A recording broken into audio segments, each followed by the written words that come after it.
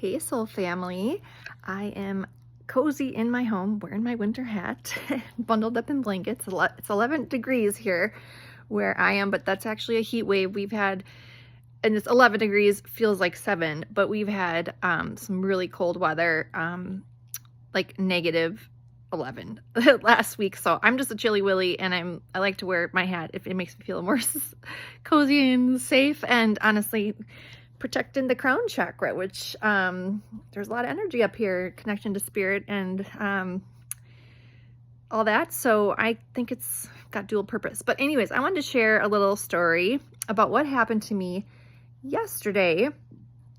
I baked some goodies for some event, and I had to pick up my pan, and somebody that I don't really know, I kind of just know of, reached out to me about my pan, and we got to talking. I don't even really know how it happened, but God just led us in this conversation, getting to know one another and deep dive into her story and find out she just got divorced from a toxic, very toxic situation and was dealing with kiddos in the mix and whatnot. And I was, she's like, oh, it's just so hard with the healing and, just anxiety and stuff like that from it. And I said, well, she kind of explained some of the things going on, and I'm like, oh, he kind of sounds narcissistic. And then I'm like, I'd be happy to do a soul quality test for you to tap into his Akashic records and just kind of see what you're up against, because being educated on narcissistic abuse is huge. I mean, people are throwing that term around very frequently and flippantly.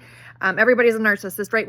I do really do believe we have a narcissist epidemic, but I truly believe it's a soul disorder more than anything else.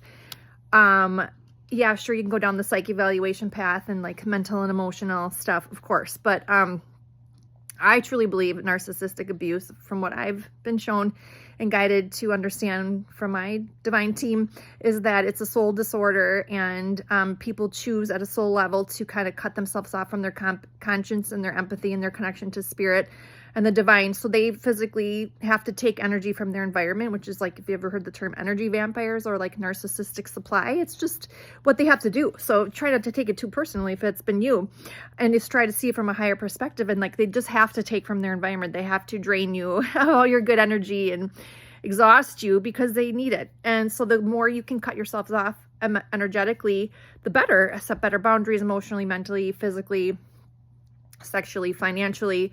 But sometimes you can't fully cut that cord. You might be intertwined with them for whatever reason, but knowing what you're up against can really be helpful. I